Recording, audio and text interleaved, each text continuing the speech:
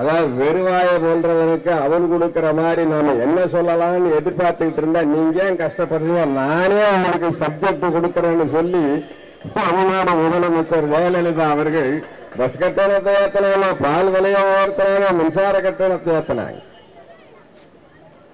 Opposition the ruling party has its way என்று சொன்னார். எதிர்கட்சி சொல்லுகிற இடத்துல தான், ஆளுங்கட்சி செய்கிற இடத்துல இருக்கிறவர். ஆக சட்டமன்றமானாலும் ஒரு நாட்டிலே ஆனாலும் ஆளுங்கட்சி செய்கிற இடத்துல இருக்கிறார்கள், அவங்க செய்யணும். எதிர்கட்சி சொல்கிற இடத்துல இருக்கிற, நாம சொல்லத்தான் முடியும், செய்கிற இடத்துல நாம இல்லை. ஆக பிரதான எதிர்கட்சி என்கின்ற முறையில் ஆளுங்கட்சி சொல்கிற இடத்துல இருக்கிறது. எதை நாம் சொல்கிறோம் என்றால், இன்றைக்கு இந்த வரி உயர்வினாலே, கட்டட உயர்வினாலே, விலை உயர்வினாலே பாதிக்கப்பட்டிருக்கக்கூடிய மக்கள் பிரச்சனைகளை, மக்கள் நிலைமைகளை எடுத்து சொல்ல வேண்டியது ஜனநாயகத்தில் ஒரு எதிர்க்கட்சியினுடைய கடமை. அதோடு மட்டுமல்ல, இதை போல உண்ணாவிரதமோ அல்லது மறியல் போராட்டமோ அல்லது ஆர்ப்பாட்டமோ நடத்தி அரசாங்கத்தின் கவனத்தை ஈர்ப்பதும் எதிர்க்கட்சிகளின் வேலை. இன்றைக்கு தேசிய முற்போக்கு திராவிட கழகம் உண்ணாவிரதம் இருக்கிறது. இங்கே வந்து நம்ம வாழ்த்து பேசிய மார்க்சிஸ்ட் கம்யூனிஸ்ட் கட்சி மறியல் நடத்த இருக்கிறது. ஆங்காங்கே ஆர்ப்பாட்டங்களை பல கட்சியினர் நடத்துகிறார்கள். எதுவுமே கையாளாகவில்லை என்றால் ஒரு கண்டன பொதுக்கூட்டத்தையாவது நடத்தலாம் என்று திமுக டிசம்பர் 1ஆம் தேதி கண்டன கூட்டத்தையாவது நடத்துவது என்று இருக்கிறார். இது ஜனநாயகத்தில் அரசாங்கத்தின் கவனத்தை ஈர்ப்பதற்காக எதிர்க்கட்சிகள் கையாளுகின்ற முறை. ஆகவே ஜனநாயகத்தில் நம்பிக்கை உள்ள ஆளுங்கட்சி தலைவர் முதலமைச்சர் என்ன இதை வரவேற்றிருக்க வேண்டுமே தவிர நீங்கள் ரெட்டவாடம் போடுகிறீர்கள் என்றால் சொல்லுவது. இன்றைக்கு பல்லாயிரக்கணக்கான பல கோடிக்கணக்கான மக்கள் எனக்கு முன்னாலே பேசியவர்கள் எடுத்து காட்டியதை போல ஏற்கனவே வாழ்க்கை செலவை சரி கட்ட முடியாமல் விலைவாசி உயர்வு விண்ணை முட்டிக்கொண்டே போகிறது. எப்படி இதை சமாளிப்பது என்று தெரியாமல் கண் பிதுங்கி நிற்கக்கூடிய மக்களுக்கு நீங்கள் மேலும் அவர்களுடைய வாழ்க்கை செலவை கூட்டிக் கொண்டே போனால் அவர்கள் என்ன செய்வார்கள்? எங்கே போவார்கள்? வருமானத்துக்கு என்ன வழி? மத்திய சர்க்காராக இருந்தால் அதிகாரம் இருக்கிறத ரூபாய் நோட்டை அடித்துக் கொள்ளலாம். அவங்களுக்கு வரவுக்கும் செலவுக்கும் பற்றாக்குறை என்றால் அவங்க பிரஸ் இருக்கவே இருக்கு, பேப்பர் எங்கெல்லாம் செலவு ரூபா நோட்டை அடிச்சுக்கலாம், அவங்க சரி கட்டிக்கலாம். 1000 ரூபாய் நோட்டு, 500 ரூபாய் நோட்டு, 10,000 ரூபாய் நோட்டு என்று அடித்துக் கொள்ளலாம். அவங்களும் அடிக்கிறாங்க, அதை பார்த்துட்டு மற்றவனும் கள்ள நோட்டு அடிக்கிறான், அது வேற சமாச்சாரம். ஆனால் அவர்கள் பற்றாக்குறையை சரி செய்ய அதிகாரம் இருக்கு. மாநில அரசு தன்னுடைய பற்றாக்குறையை சரி கட்டுவதற்கு அவங்களும் இந்த மாதிரி மின்சார கட்டணம், பஸ் கட்டணம், விற்பனை வரி உயர்வு, ஸ்டாம்பு டியூட்டி உயர்வு என்று அவர்களும் சரி கட்டிக் கொள்ளுகிறார்கள். ஆனால் அடிமட்டத்தில் இருக்கக்கூடிய ஏழை நடுத்தர மக்கள் குடும்பத்தை நடத்துகிறார்களே, அவர்களுக்கு பற்றாக்குறை ஏற்பட்டால் அதை எப்படி சரி கட்டுவார்கள்? ஒரு மக்கள் நல அரசுக்கு இலக்கணம் வெறும் பட்ஜெட்டை சரியா சமப்படுத்துவது அல்ல, அந்த மக்களை பற்றி எண்ணிக்கொண்டிருக்க வேண்டும். ரஷ்ய நாட்டிலே லெனின் மிகப்பெரிய புரட்சிக்கு பிறகு ஜார் அரசை வீழ்த்திவிட்டு பொதுவுடைமை அரசை ரஷ்ய நாட்டிலே அவர் மேற்கொண்டு அதிபராக தலைவராக ஆட்சி செய்தாராம்.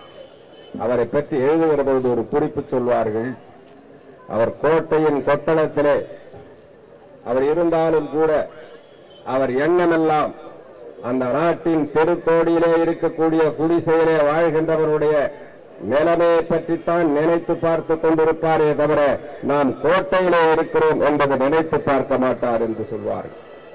அதை போல நீங்கள் சென்னை கோட்டையிலே இருந்தாலும் சரி, டெல்லியிலே இருக்கிற செங்கோட்டையிலே இருந்தாலும் சரி, மக்கள் ஆட்சியிலே அரசை நடத்துகின்றவர்கள் நாம் போடுகிற திட்டங்களானாலும் சட்டங்களானாலும் விதிக்கின்ற கட்டணங்களானாலும் வரி உயர்வுகளானாலும் எங்கேயோ மூளை முடுக்குகளிலே தன்னுடைய குடும்பத்தை நடத்த முடியாமல் சிக்கி தவித்துக் கொண்டிருக்கின்றவனுடைய குடும்ப செலவை அது எந்த அளவுக்கு பாதிக்கும் என்கின்ற எண்ணத்தோடு அந்த ஆட்சியை நடத்துவார்களே ஆனால் அந்த ஆட்சி சிறப்பாக இருக்கும்.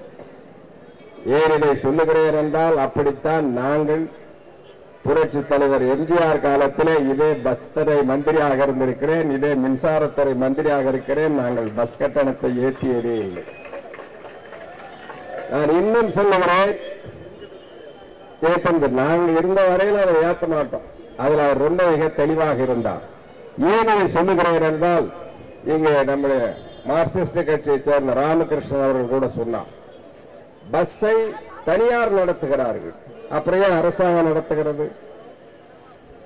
அரசாங்கமே நடத்தணும், தனிப்பட்டவங்களே நடத்துறாங்களே, விட்டுட்டு போலாமல்ல. தனியார்கள் மட்டுமே நடத்துவார்களானால் அவர்கள் லாபத்தை மட்டுமே மையமாக வைத்து கட்டணத்தை உயர்த்தி கொண்டே இருப்பார்கள். ஆக கட்டணத்தை ஏழை எளிய மக்களுடைய கஷ்டங்களை தெரியாமல் அவர்கள் உயர்த்தி கொண்டே இருப்பார்கள் என்கின்ற காரணத்திற்காகத்தான் அரசாங்கமே பஸ்ஸை நடத்துகிறது. அவர்களுக்கு வெறும் லாப நோக்கு. ஆனால் நமக்கு ஏழை எளிய மக்களுடைய வாழ்க்கை செலவை கூட்டிவிடக் கூடாது என்கின்ற சமூக நல நோக்கு. அதுக்குத்தான் நம்ம அரசுடைமையாக்குகிறோம். ஆகவே ஒரு பஸ் தொழிலை இன்றைக்கு அரசுடைமையாக ஆக்கியிருக்கிறோம் என்றாலே அதற்கு காரணம் கட்டணத்தை உயரவிடக் கூடாது என்பதுதான்.